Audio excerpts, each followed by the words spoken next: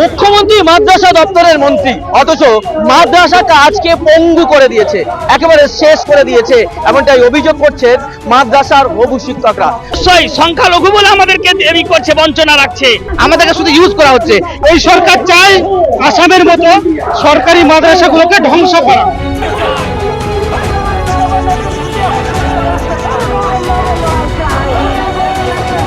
আজকে যদি শিক্ষা ব্যবস্থা রাস্তায় থাকে, উন্নতিটা কোথায়? আমি তো দেখতে পাই না উন্নতি কোথায়।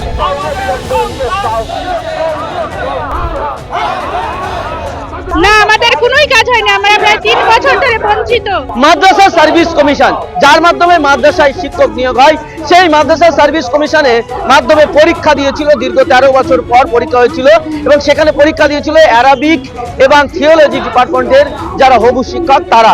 কিন্তু এখনো পর্যন্ত 3 বছর হয়ে গেল, তাদের সেই রেজাল্ট এখনো পর্যন্ত বের হলো না। তারা রেজাল্ট আউটের দাবিতে এবং তাদের নিয়োগের দাবিতে আজকে তারা পথে নেমেছে।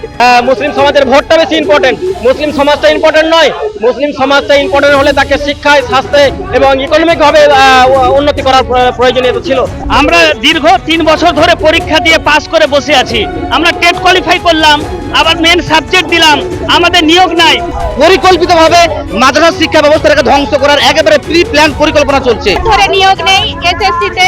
ওবিসি নিয়ে একটা মুসলিমদের মেরুদণ্ড ভেঙে দেওয়া হয়েছে, এসআইআর নিয়ে মুসলিমদেরকে কোণঠাসা করা হয়েছে। এটা মুখ্যমন্ত্রী মমতা ব্যানার্জি চরমভাবে দায়ী এবং ওনার মাধ্যমে করা হয়েছে। এবং একই সাথে উনি আমাদের মাদ্রাসা সার্ভিস কমিশনে অ্যারাবিক এবং থিওলজি, এটা মাদ্রাসার প্রাণ, যেটার সঙ্গে মাদ্রাসার সম্পর্ক রয়েছে, সেটাকে আটকে রেখে মাদ্রাসাগুলোকে তিলে তিলে শেষ করতে চান।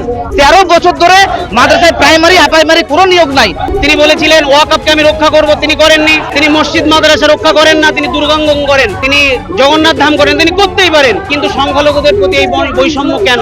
তারা বলছেন মুখ্যমন্ত্রী মমতা বন্দ্যোপাধ্যায় তিনি মাদ্রাসা দপ্তরের মন্ত্রী, আর আজকে সেই মাদ্রাসাকেই পঙ্গু করে দিতে চলেছে, মাদ্রাসাকে ভুলতে বসেছে, তিনি তার দপ্তরকে ভুলতে বসেছে। এবং তাই তারা প্রতিবাদ করে বলছেন, আমরা যদি এইবারে আমাদের নিয়োগ না পাই, তাহলে আগামী যে নির্বাচন আসছে, আসন্ন নির্বাচনে মুখ্যমন্ত্রীকে উচিত জবাব দেব। কি বলছেন তারা, কি তাদের বক্তব্য, বিস্তারিত জানাবো প্রতিবেদনে। আমরা কোনো কর্পোরেট সংস্থা বা রাজনৈতিক দলের অর্থে পরিচালিত নই। স্বাধীন, নির্ভীক ও সত্যনিষ্ঠা সাংবাদিকতা চালিয়ে যেতে আপনাদের এই সাপোর্ট আমাদের একমাত্র শক্তি। আপনার যদি মনে হয় জিআই সত্য তুলে ধরছে, মানুষের কথা বলছে, প্রশ্ন তুলছে, তাহলে আপনার সামর্থ্য অনুযায়ী আর্থিক সহযোগিতা করে আমাদের পাশে থাকুন। দেখুন, প্রায় দীর্ঘ 3 বছর হতে চললো একই নোটিফিকেশনের ভিত্তিতে প্রাইমারি, আপার প্রাইমারি, নবম এবং দশম এবং একাদশ দ্বাদশ শ্রেণীর পরীক্ষা হয়েছে। কিন্তু মজার ব্যাপার হচ্ছে একাদশ দ্বাদশ শ্রেণী এবং নবম দশম শ্রেণীর ওই সাবজেক্টগুলোতে নিয়োগ দেওয়া হয়েছে, কিন্তু অ্যারাবিক এবং অ্যাডভান্স অ্যারাবিক, যেটা প্রাইমারি এবং আপার প্রাইমারি স্তরে রয়েছে, সেগুলো একই কেসে আটকে রাখা হয়েছে। আমরা যেটা দেখতে পাচ্ছি যে ওই কেসটাকে দ্রুত সমাধান করা হলো, এসএসসি দ্রুত কেস সমাধান করছে, প্রাইমারি দ্রুত কেস সমাধান করছে, মাদ্রাসার একই বিষয়কে 1 বছর ধরে টেনে নেওয়া হচ্ছে। মজার ব্যাপার হলো এখনো পর্যন্ত 3টে বেঞ্চ চেঞ্জ হয়েছে, বিচারপতি চেঞ্জ হয়েছেন, এবং যেদিন ডেট পড়ছে সেদিন বিচারপতি থাকছেন না, যেদিন ডেট পড়ছে সেদিন মাদ্রাসা কমিশনের লয়ার থাকছেন না, যেদিন ডেট পড়ছেন সেদিন মাদ্রাসা কমিশনে এফিডেভিট ঠিক জমা করছেন না। মানে ওনারা গড়িমসি করছেন যাতে তাড়াতাড়ি নিয়োগ না দিতে হয়। আমরা আজকে পথে নেমেছি। আজকে আমরা এই ঘোষণা দিতে চাই মাননীয় মুখ্যমন্ত্রীর কাছে, যদি আমাদের অন স্পট নোটিফিকেশন না আসে, কিংবা আমাদের কাছে আগামীকাল আমাদের হিয়ারিং এর ডেট রয়েছে 28 জানুয়ারি, যদি কালকে সমাধান সূত্র না যদি কোনোভাবে বের হয়, আমরা কলকাতা রাজপথে অনশন আন্দোলন ডাক দিতে চলেছি। অন্যান্য সাবজেক্টের রেজাল্ট আউট হলে অ্যারাবিক এবং থিওলজির আটকে রাখা হয়েছে, এর পিছনে কি কোনো রাজনৈতিক উদ্দেশ্য রয়েছে?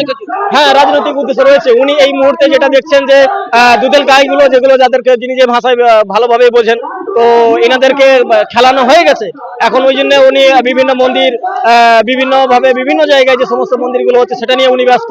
আমরা যেটা দেখতে পাচ্ছি, ওবিসি নিয়ে একটা মুসলিমদের মেরুদণ্ড ভেঙে দেওয়া হয়েছে, এসআইআর নিয়ে মুসলিমদেরকে কোণঠাসা করা হয়েছে। এটা মুখ্যমন্ত্রী মমতা ব্যানার্জি চরমভাবে দায়ী এবং ওনার মাধ্যমে করা হয়েছে। এবং একই সাথে উনি আমাদের মাদ্রাসা সার্ভিস কমিশনে অ্যারাবিক এবং থিওলজি, যেটা মাদ্রাসার প্রাণ, যেটার সঙ্গে মাদ্রাসার সম্পর্ক রয়েছে, সেটাকে আটকে রেখে মাদ্রাসাগুলোকে তিলে তিলে শেষ করতে চান। উনি আসাম মডেল দেখান, উনি উত্তরপ্রদেশ মডেল দেখান, সেই জায়গাগুলোতে মাদ্রাসাগুলো স্কুল নামে টিকে আছে, কিন্তু মাদ্রাসা আমাদের পশ্চিমবঙ্গে মাদ্রাসাগুলোতে অ্যারাবিক, অ্যাডভান্স অ্যারাবিককে শেষ করে, চক্রান্ত ভাবে শেষ করে এইগুলোকে মানে একদম আমাদের জাতির কাছ থেকে মুছে দিতে চাইছেন তিনি। আরবি থিওলজিকে কি ইচ্ছাকৃতভাবে সরকার বঞ্চিত করছে। অবশ্যই মাদ্রাসা শিক্ষামন্ত্রী মমতা বন্দ্যোপাধ্যায় তিনি 40% সংখ্যালঘু এইরকম একটি গুরুত্বপূর্ণ চেয়ারে বসে থেকে তিনি যে এই অস্বচ্ছতা এবং বৈষম্যর কাজ করছেন, তার মতো এইরকম মুখ্যমন্ত্রী এত বড় দায়িত্বে বসে থাকার যোগ্যতা তিনি হারিয়ে ফেলেছেন। সংখ্যালঘুদের ভরসা তিনি হারিয়ে ফেলেছেন। আমরা তো তাকে বিশ্বাস করেই সংখ্যালঘুরা দুহাত ভরে তাকে আশীর্বাদ করে তাকে ক্ষমতায় বসিয়েছেন, কিন্তু তিনি ওবিসি থেকে শুরু করে তিনি বলেছিলেন ওয়াকফকে আমি রক্ষা করব, তিনি করেননি। তিনি মসজিদ মাদ্রাসা রক্ষা করেন না, তিনি দুর্গাঙ্গন করেন। তিনি জগন্নাথ ধাম করেন, তিনি করতেই পারেন, কিন্তু সংখ্যালঘুদের প্রতি এই বৈষম্য কেন? শুধু ভাতা দিয়ে সংখ্যালঘুদেরকে বিভিন্ন কাজে ইউজ এন্ড থ্রো করা যাবে না। আমরা সংখ্যালঘু সমাজের শিক্ষিত সমাজ, আমরা যোগ্য, তাই আমরা রাস্তায় নেমেছি। অনতি বিলম্বে আমাদেরকে নিয়োগ দিতে হবে, নতুবা মাদ্রাসা কমিশনের চেয়ারম্যান এবং যিনি উপদেষ্টা রয়েছেন এবং মুখ্যমন্ত্রী যিনি সংখ্যালঘু মন্ত্রী তাকে পদত্যাগ করতে হবে, এটাই আমাদের দাবি। দেখেন, আমরা দীর্ঘ 3 বছর ধরে পরীক্ষা দিয়ে পাস করে বসে আছি। আমরা টেট কোয়ালিফাই করলাম, আবার মেন সাবজেক্ট দিলাম, আমাদের নিয়োগ নাই। আপার প্রাইমারি নিয়োগটা একেবারে আমরা আগামী কালকেই চাই। শুনানির উপরে শুনানি চলছে, কোনো সুরাহা হচ্ছে না। আমরা শুধু নিয়োগ চাই, কারণ আমাদের 9-10 এভেন্টুয়াল নিয়োগ প্রক্রিয়া সম্পূর্ণ হয়ে গেলেও আমাদেরটা আটকে রেখেছে সরকার নিজের ইচ্ছাতে। আমরা সবাই মিলে এখানে এসেছি, একত্রিত হয়েছি। আমরা দীর্ঘ 3 বছর ধরে আমাদের স্বপ্নের বাঁধ ভেঙে যাচ্ছে, ধৈর্যের বাঁধ ভেঙে যাচ্ছে। আমরা আজ এই জায়গায় আসছি, এই জন্য এসেছি যে আমাদের নিয়োগটা যেন সরকার করে দেয়, কারণ ডেটের উপরে ডেট ওনারা দিয়েই যাচ্ছেন আর আমাদের স্বপ্নকে ভেঙে দিচ্ছেন। এটা আমাদের খুব খারাপ লাগছে। তাই করজোড়ে আমি অনুরোধ করছি, আমি একজন S7 SLST মাদ্রাসার হবু চাকরি প্রার্থী, মূলত আমি সরকারের কাছে আবেদন রাখছি যেন উনি যেন আগামী কালকেই আমাদের সকল কেসের সুরাহা করে দিয়ে, রিমুভ করে দিয়ে আমাদের নিয়োগ যেন সম্পূর্ণ করেন, এটাই আমার কথা আছে। সংখ্যালঘুদের 100% কাজ করে দিয়েছি, আর আপনারা বলছেন নিয়োগ হয়নি। এই সরকার নয়, এটা সার্কাস। আমি যেটা বলি এটা সার্কাস। এই সরকার 2011 সালে পশ্চিমবঙ্গে ক্ষমতা আসার পরে আজও পর্যন্ত আমরা কিন্তু কোনো নিয়োগ দেখিনি। একটাই মাত্র নিয়োগ মাদ্রাসা সার্ভিস কমিশনের, যেটা আপনারা জানেন 2023 সালে ফর্ম ফিল আপ হয়েছিল, 2024-এ পরীক্ষা নিয়েছে, 2025-এর শেষে 9, 10, 11, 12 তাদের নিয়োগ দিয়েছে। আজকে যারা আমরা আন্দোলন করছি, আমরা প্রাইমারি এবং আপার প্রাইমারি চাকরি প্রার্থীরা, এখনো পর্যন্ত আমাদের রেজাল্ট আউট করছে না। আমাদের নিয়োগ তো অনেক দূরের কথা। এই সরকার চায় আসামের মতো সরকারি মাদ্রাসাগুলোকে ধ্বংস করা।